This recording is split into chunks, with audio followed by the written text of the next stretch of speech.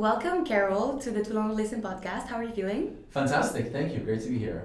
I'm very happy to have you here because just to let our listeners know, you are the co-founder and COO of Healthnix, which is a health tech startup that you co-founded with your amazing work partner.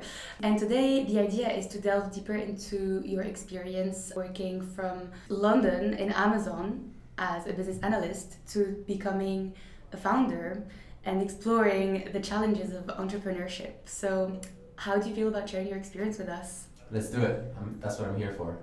Okay, so we can start with an intro from you. Tell us, who was Karol back in London and how did you get into Amazon and to where you are today, a co-founder? Right, so who was Karol back in London? I guess that's, Yes. or who is Karol still kind of in London? It really depends which Karol you're asking about, but I think the best one to compare to was the Karol right before Healthnix, or even one step before that, the Karol who wasn't yet clear exactly what he wants to do in life, and the Karol that really needed to do the right soul searching to figure things out. So from a career perspective, where I was at, I was a business intelligence engineer at Amazon Prime Video Channels, which is the business responsible for third-party subscriptions at Prime Video.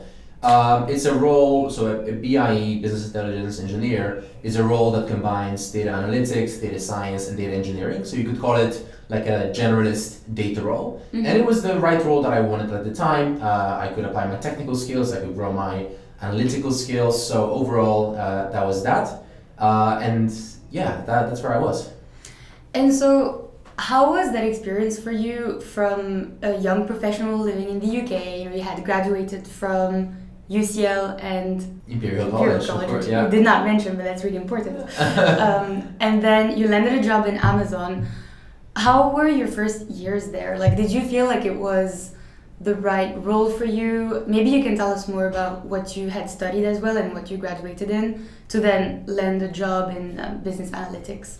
Sure. So at UCL, I studied a course called Arts and Science, which is an interdisciplinary bachelor's degree where you basically build your degree from scratch, within some limits, of course, but it's pretty flexible. So in my case, I ended up majoring mostly in economics and politics and minoring in mathematics and computer science.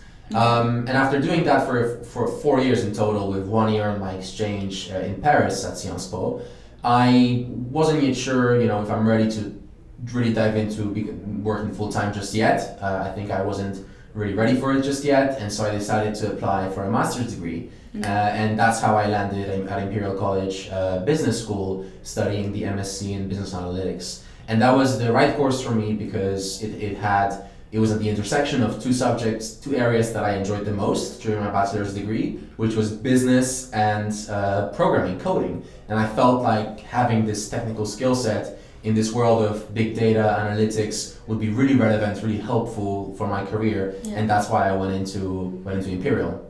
Okay, so essentially you were exploring a path before landing your full-time job, and you specialize in business analytics because that's what your master's was in. But did you feel like it was the right career path for you when you were working at Amazon? Initially, yeah, because I'm very detail oriented. I love numbers, I love data, and that's why I went into this master's in the first place. And the master's degree was very technical. It was effectively a data science master's degree, just delivered in a business school environment. So a bit more practical than a traditional master's in data science, I would say. Mm-hmm. And so, when I was at that master's degree, I was thinking of what I want to do next, moving on to a big tech company and being able to immediately apply my analytical skill set felt like the right thing to do. Felt like a very good career starting point, no matter where I go next. And I already knew kind of that I might become an entrepreneur, but it felt like the right next step for me to take. Okay. So that's what I focused on. I was, as everybody else, I was also exploring things like consulting, for example, but eventually I landed at Amazon first as an intern in the supply chain business for a few months, and then COVID hit and I got an opportunity to join full-time, and I joined full-time also in the supply chain business, and that's how it all started. So looking back now to your years at Amazon, how do you feel about that experience? Especially knowing that you would eventually get into entrepreneurship, were you feeling like those years were feeding into your future founder path, or Was it holding you back in any way? Like, share your overall sentiment about the Amazon experience. Right. I mean, my Amazon experience delivered what I wanted it to deliver. So I got my first experience in a big company. I got to develop my analytical skills, my technical skills, my communication skills, all of which are really important in my role as a founder now. Yeah. What I would say though is that, and of course I got an opportunity to work with some really fantastic people, and I had some positive experiences as well, some very valuable projects I worked on. But over this entire time at Amazon, I felt, especially the longer I was there, and COVID really extended that as it did for many other people with their careers. COVID, I think, affected a lot of people. And in my case, it certainly extended my time. I was initially thinking I would be like 2 or 3 years in a big tech environment, and I ended up being there nearly 4 years, including my internship, so longer than I initially planned. Still not that long, but yeah, long enough for me. And so, I just, after some time, I just felt like I wanted something a bit more entrepreneurial. I wanted to work on something where I really feel very aligned with the mission that I'm really working on. It no longer felt like I started feeling some level of disconnection almost with like who I am as a person and like what kind of work I am doing on a daily basis. Like there wasn't that alignment. So I think what I was really missing during my entire time at Amazon, it was like this feeling of alignment, which of course came later and as I started exploring entrepreneurship, and we can talk more about that, of course. Okay, well, first of all, I want to say 4 years versus 3 is nothing. Yeah, I've seen people true. stay in corporate jobs for longer than that, hoping they would ultimately quit. And that's probably the biggest question I get on this podcast. It's the following question: how do you make that leap from the corporate, safe 9 to 5 to, either starting your company or becoming a founder, or just quitting? I think the idea of quitting scares a lot of people, especially if it's one of the big tech companies, right? So how was that process for you? How did you manage the whole, actually I'm done working in the big corporate and I want to explore the founder journey? And how did you find the courage to do that? So I think in the end it wasn't about courage. It wasn't Okay. It wasn't a question of courage at all. It was just about figuring out what is the right next step for me, and that's what I really struggled with at the beginning. So I left Amazon and I became co-founder of Healthnix full time in mid 2024. So around early 2023 is when I started asking myself questions like, okay, so what could I do next? And I really struggled with answering that question, to be honest. And I went into this. I had this moment in my life when I was like, all right, I've been in London for 7 to 8 years maybe already. I kind of would like to experience a new continent. I don't know if I want to be an entrepreneur just yet, because it would mean I would have to stay in London inevitably for another year or two at least. So that's how I viewed it. I wanted to leave London. I wanted to try something different, a new experience. But at the same time, I knew I'm not just yet feeling like I want to be an entrepreneur just now. So what I initially pursued as an objective was an MBA, which is I was thinking of. I started applying for MBAs. I started that process, but as I was doing that already forced me to do some initial sort of soul searching. It forced me to like answer some deeper questions on like, what do I actually want in life? What is my long-term plan, etc.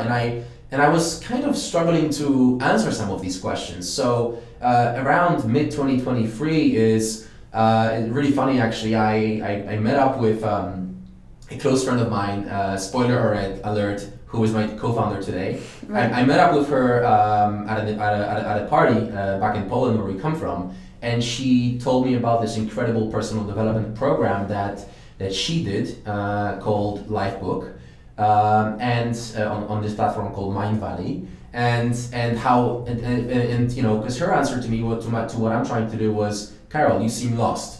And in hindsight, I really was. That's a great friend. No, I mean, and Yeah. you need, like, honestly, like, your best friends will always be the most honest with you, and she was being honest with me. Sounds like you're lost, and I truly was. I really, the MBA in hindsight, it was just like kicking the can down the road. I would have found myself in the same position 2 or 3 years later, probably towards the end of the MBA, and so it didn't really, in the end, make much sense. But anyway, the point is that this program, I ended up doing this particular personal development program, and as I started doing it, it forced me to do a lot of like thinking about my life in a structured way.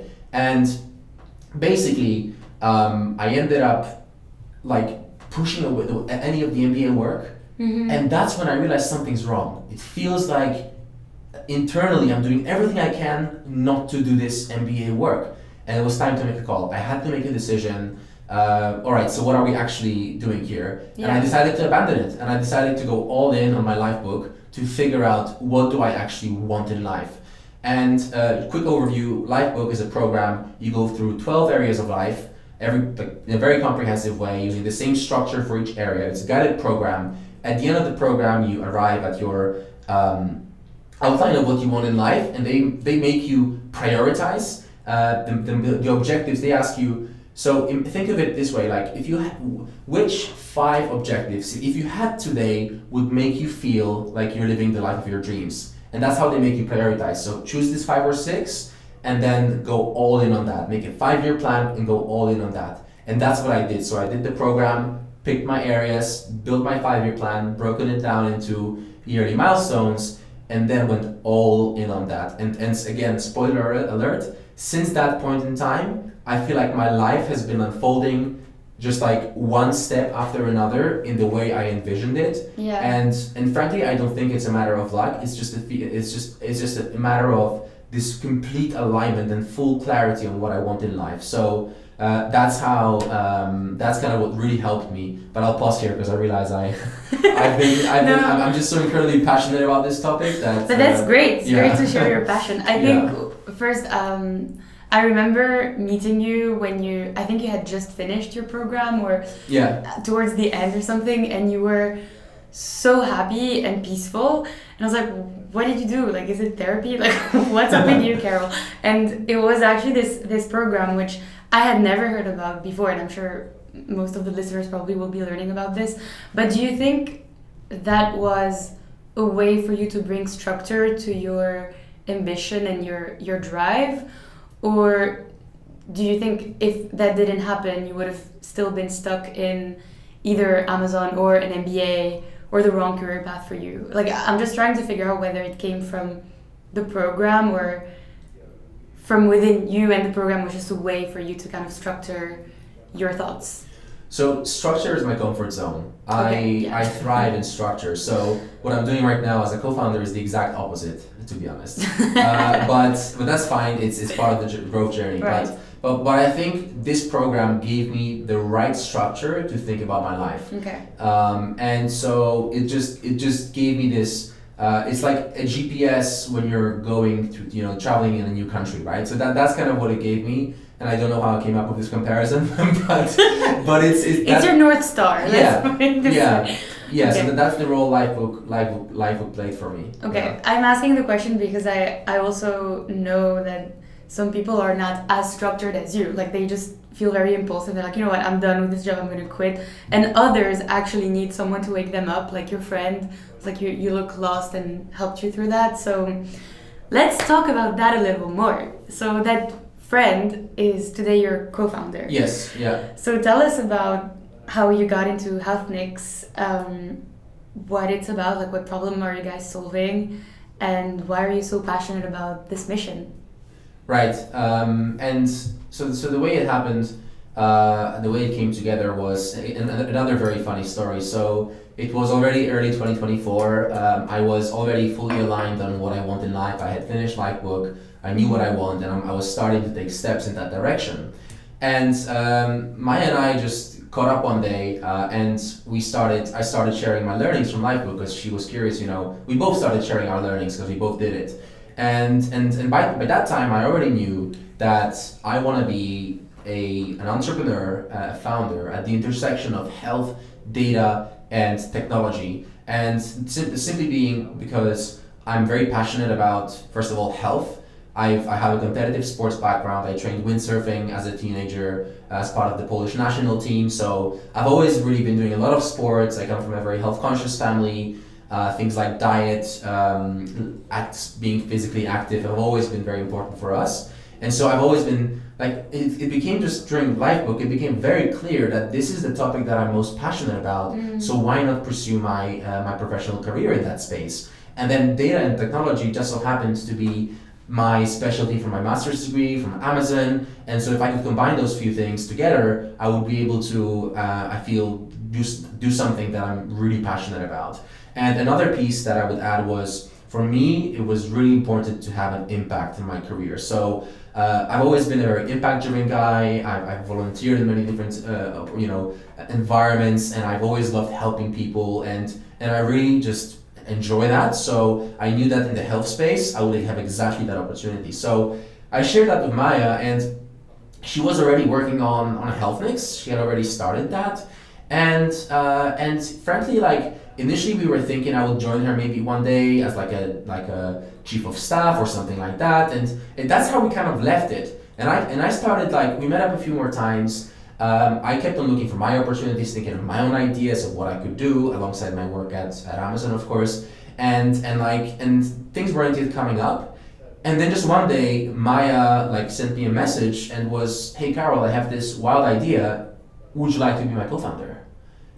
And that day changed my entire life, because that, like, I'll remember this day forever. Effectively, I just felt shivers through my entire body. Like, I felt like I'm feeling it a little bit right now as I'm talking about it, because it just felt so right. It made so much sense. I get to become a founder. I get to work in healthcare on a problem that's incredibly important with one of my best friends. And we have this, and this will just change my entire life. It's gonna help address one of the things that I feel are not right in my life right now, which was my career. I wasn't in the right place. Yeah. So that's how it happened. Okay, so it sounds like the stars did align for you. Yeah. And some people say that to become a founder, you need a bit of luck as well. Do you think it's the case for you? Do you think you were lucky, or it was just a matter of everything happening at the right time? Well, I think it's, luck. You could call it a bit lucky, but frankly, I lucky in a way that, a friend of mine just so happened to work on a company that felt aligned with me, and it just so happened that she was looking for a co-founder. But frankly, I look at it differently. I think once you have a specific objective, if you put yourself out there enough times, things will happen. They will just start happening to you, and I'm using the wrong phrase, because they don't happen to you, you make them happen, because you're the one who's showing up to an event, to talking to people, approaching people, and and that's how the magic happens. That's a serendipity. And so serendipity can be intentional. It's just by showing up, and then things can happen. So that's kind of what happened here, I think. Okay, so let's talk about Healthnix. Yeah. What are you guys doing? Like, what's the problem you're solving in the market, and how did you get on board with Maya, and what are you doing today? Right, so the problem we are solving is the broken chronic pain care system.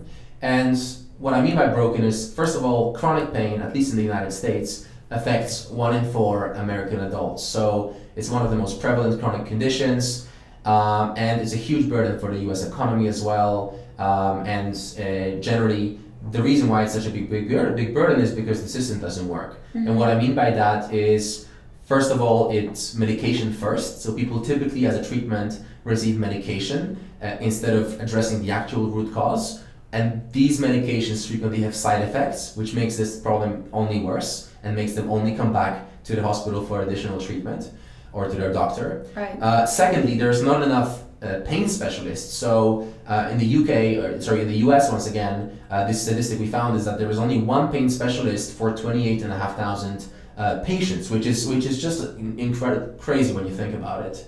And then what's also happening is that a very large share of primary care visits are from chronic pain patients. So primary care ends up being very overburdened. Those physicians are overburdened. They don't really have solutions to offer to those patients that are sustainable. And so that's the problem we're trying to solve. We're trying to solve broken chronic pain care. And our solution to this is food as medicine.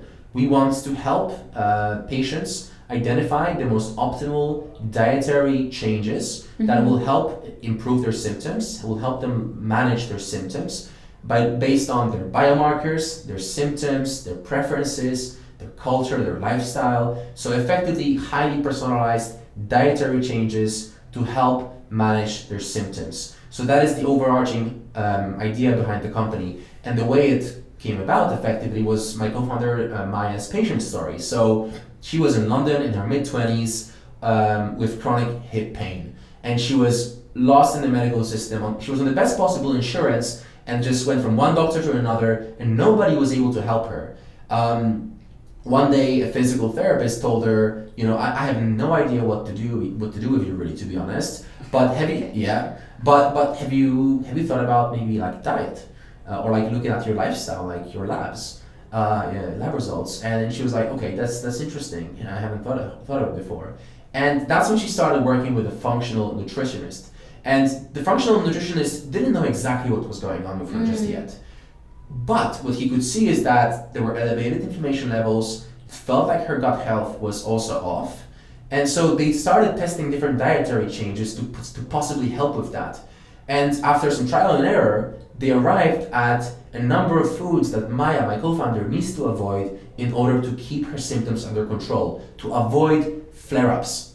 And believe it or not, now she's back to thriving. She's able to function normally. She's able to kite surf again. Like, we both love kite surfing. So, but when that happened, she was like, why did this work for me? Why is this not part of the healthcare system? And that's when she started talking to doctors, dietitians, scientists to build an initial hypothesis that truly personalized dietary changes can help with chronic pain symptom management. So that's how it came about. And then she got me involved as co-founder, and that's how it all came together. So that's the problem we're trying to solve, and the solution we are applying. Honestly, that's a very inspiring story, and I love that you told us about her story. Like, it always makes you reflect on the kind of pain people go through, and that Maya had to literally turn her pain into a business to scale the solution that she came across. I'm very curious about, where are you guys at in terms of the scale of the solution? Like, are you mostly expanding in the US, and how is the market looking for a solution like this? Are there any competitors? And also, more specifically, what is your role as COO for a solution like Healthnix? Right. So in terms of Healthnix, we started in London in the UK doing pilots with the NHS, but that was very helpful. Like, it allowed us to really, test the level of demand, improve our product, get initial testimonials around the role of diet in symptom management, and those testimonials tended to be positive. And so that was really, really valuable for us. But what we also quickly realized is that navigating the NHS is incredibly difficult. And that's not only our experience, it's just the reality, unfortunately. Yeah. And so what we realized is that on the other hand, it seems like there is this shift in the United States around food as medicine, and that the food as medicine is returning to, or coming back to, the center of the conversation within healthcare. Not only food as medicine, but broader lifestyle medicine. And so it felt like the United States might be a good region for us to expand to, possibly sooner than we planned. And so we ended up flying to a few events, doing some networking, doing some business development, speaking to some investors. One thing led to another, and we got accepted to an accelerator in New York City called the Entrepreneurs Roundtable Accelerator. It's a leading tech accelerator over here in New York City, where we are right now. And we ended up joining that in 2025 in January, and that's how effectively the expansion opportunity came about. So what we are focused on right now is expanding here and driving the right business development conversations to make that happen, and to really effectively transform the way healthcare is done for chronic pain over here in the US. So that's our ambition, and that's what we are really striving for. And we believe that with the policy momentum, with the breakthroughs in science, and with obviously AI and all of that stuff, like, the things we are dreaming of are really feasible and can be done. So that's what we are working on. So if you'd have to summarize your vision for Healthnix in the next 4 to 5 years, what is your hope? What are you dreaming of achieving with Healthnix? Right.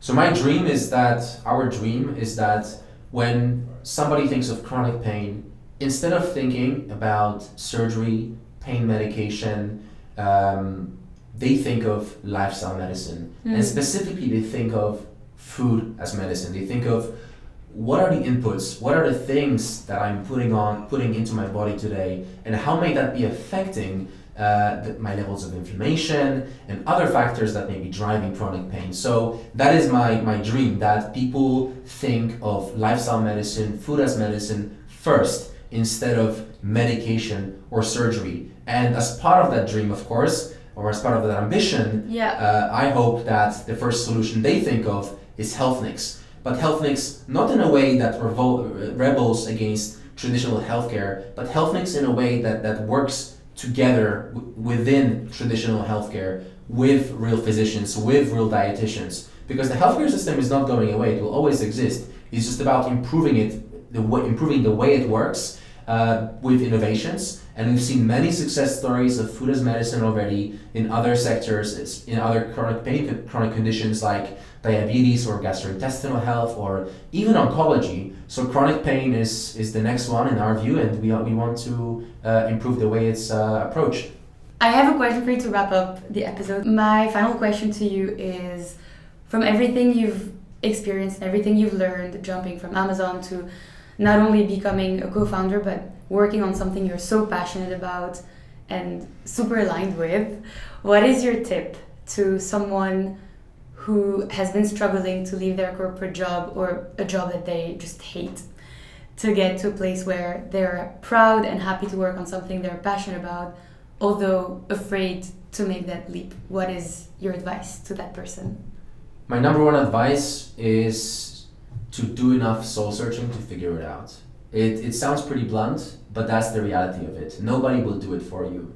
Like, you have to do the work. You have to take a step back, reflect on your life in a structured way. Think about what are your driving beliefs about every single area. What do you want in that area? Why do you want it? And how will you get there? And what I'm doing right now is I'm actually bringing out the Lifebook framework. but that's really what it is. And they're not paying him for this. No, it's not paid content. But that's really what it is. You need to figure out what do you want, why you want it, and how will you get there. And once you do that, prioritize. Because we could wish for all the things in the world, right?